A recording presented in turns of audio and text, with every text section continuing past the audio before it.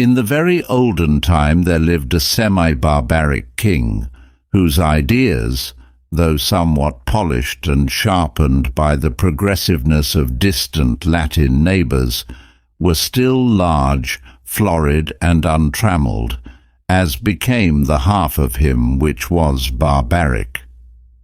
He was a man of exuberant fancy, and withal of an authority so irresistible that, at his will, he turned his varied fancies into facts.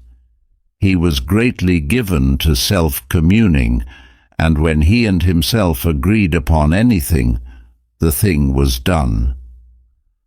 When every member of his domestic and political systems moved smoothly in its appointed course, his nature was bland and genial, but whenever there was a little hitch, and some of his orbs got out of their orbits, he was blander and more genial still, for nothing pleased him so much as to make the crooked straight and crush down uneven places. Among the borrowed notions by which his barbarism had become semified was that of the public arena, in which, by exhibitions of manly and beastly valour, the minds of his subjects were refined and cultured. But even here the exuberant and barbaric fancy asserted itself. The arena of the king was built, not to give the people an opportunity of hearing the rhapsodies of dying gladiators, nor to enable them to view the inevitable conclusion of a conflict between religious opinions and hungry jaws, but for purposes far better adapted to widen and develop the mental energies of the people. This vast amphitheatre, with its encircling galleries, its mysterious vaults, and its unseen passages, was an agent of poetic justice, in which crime was punished or virtue rewarded by the decrees of an impartial and incorruptible chance. When a subject was accused of a crime of sufficient importance to interest the king, public notice was given that on an appointed day the fate of the accused person would be decided in the king's arena, a structure which well deserved its name, for although its form and plan were borrowed from afar, its purpose emanated solely from the brain of this man, who, every barleycorn a king, knew no tradition to which he owed more allegiance than pleased his fancy, and who engrafted on every adopted form of human thought and action the rich growth of his barbaric idealism. When all the people had assembled in the galleries, and the king, surrounded by his court, sat high up on his throne of royal state on one side of the arena, he gave a signal, a door beneath him opened, and the accused subject stepped out into the amphitheatre. Directly opposite him, on the other side of the enclosed space, were two doors, exactly alike and side by side. It was the duty and the privilege of the person on trial to walk directly to these doors and open one of them. He could open either door he pleased.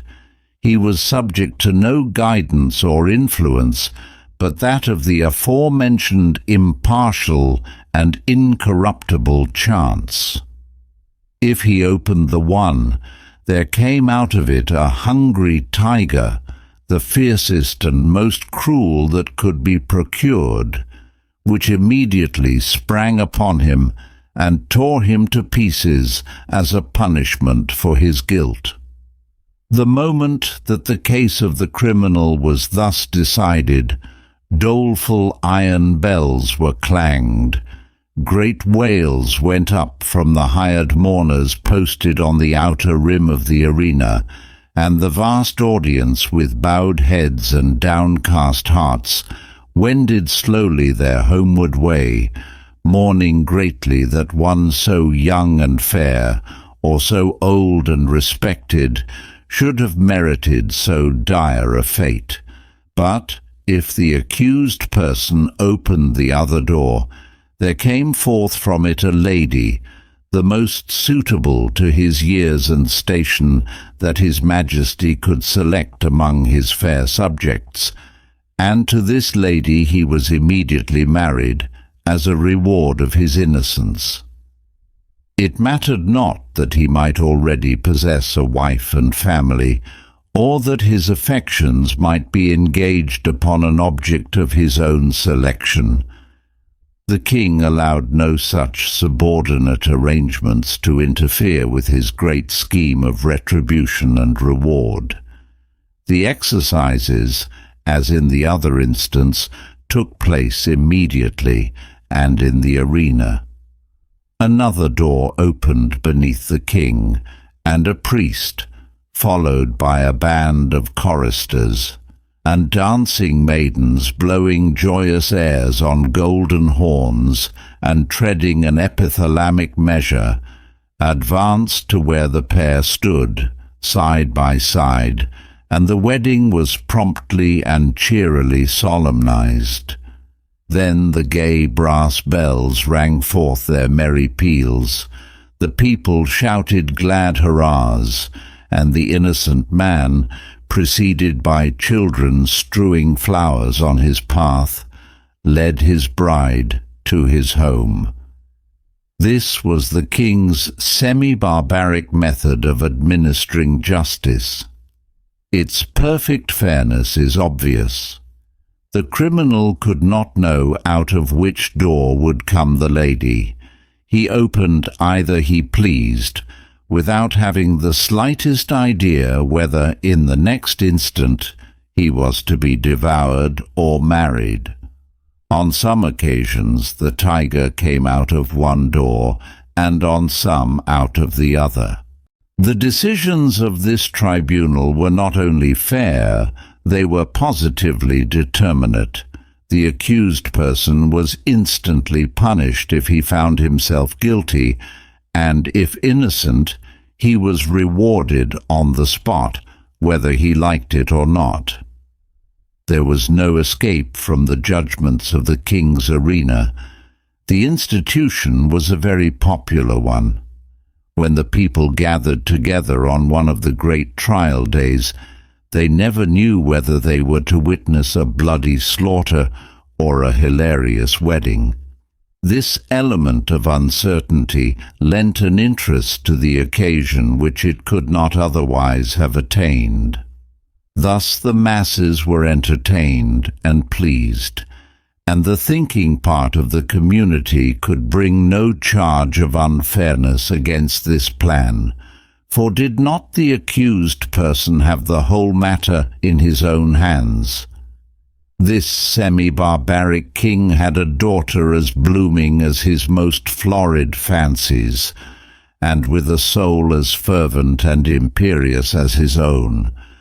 As is usual in such cases, she was the apple of his eye, and was loved by him above all humanity. Among his courtiers was a young man of that fineness of blood and lowness of station common to the conventional heroes of romance who love royal maidens. This royal maiden was well satisfied with her lover, for he was handsome and brave to a degree unsurpassed in all this kingdom, and she loved him with an ardour that had enough of barbarism in it to make it exceedingly warm and strong. This love affair moved on happily for many months, until one day the king happened to discover its existence. He did not hesitate nor waver in regard to his duty in the premises. The youth was immediately cast into prison, and a day was appointed for his trial in the king's arena. This, of course, was an especially important occasion, and His Majesty, as well as all the people, was greatly interested in the workings and development of this trial. Never before had such a case occurred. Never before had a subject dared to love the daughter of the king. In after years, such things became commonplace enough, but then they were in no slight degree novel and startling. The tiger cages of the kingdom were searched for the most savage and relentless beasts, from which the fiercest monster might be selected for the arena, and the ranks of maiden youth and beauty throughout the land were carefully surveyed by competent judges in order that the young man might have a fitting bride in case fate did not determine for him a different destiny. Of course, everybody knew that the deed with which the accused was charged had been done. He had loved the princess, and neither he, she, nor anyone else thought of denying the fact. But the king would not think of allowing any fact of this kind to interfere with the workings of the tribunal, in which he took such great delight and satisfaction. No matter how the affair turned out, the youth would be disposed of, and the king would take an aesthetic pleasure in watching the course of events, which would determine whether or not the young man had done wrong in allowing himself to love the princess. The appointed day arrived. From far and near the people gathered and thronged the great galleries of the arena, and crowds, unable to gain admittance, massed themselves against its outside walls. The king and his court were in their places, opposite the twin doors, those fateful portals, so terrible in their similarity. All was ready. The signal was given. A door beneath the royal party opened, and the lover of the princess walked into the arena.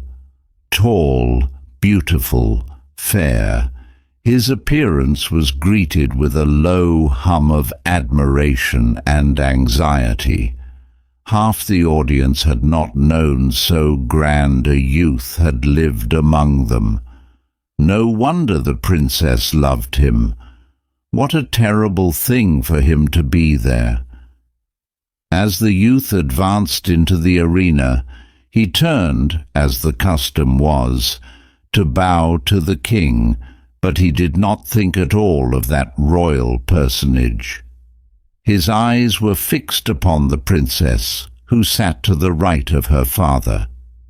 Had it not been for the moiety of barbarism in her nature, it is probable that Lady would not have been there, but her intense and fervid soul would not allow her to be absent on an occasion in which she was so terribly interested.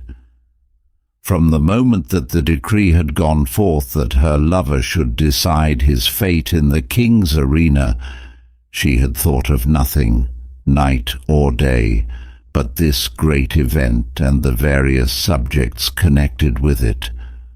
Possessed of more power, influence and force of character than anyone who had ever before been interested in such a case, she had done what no other person had done. She had possessed herself of the secret of the doors. She knew in which of the two rooms that lay behind those doors stood the cage of the tiger, with its open front, and in which waited the lady.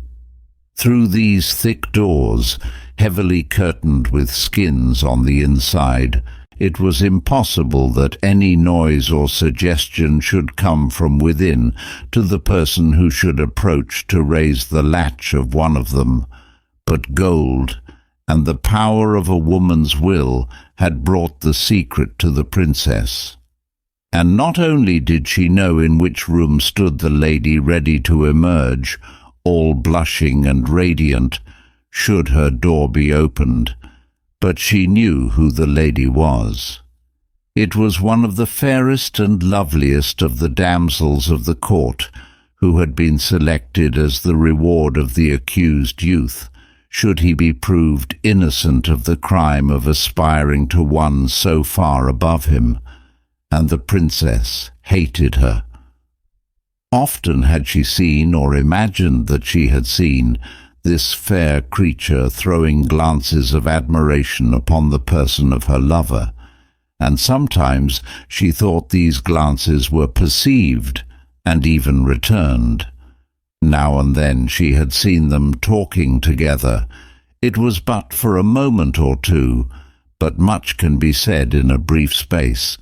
It may have been on most unimportant topics, but how could she know that?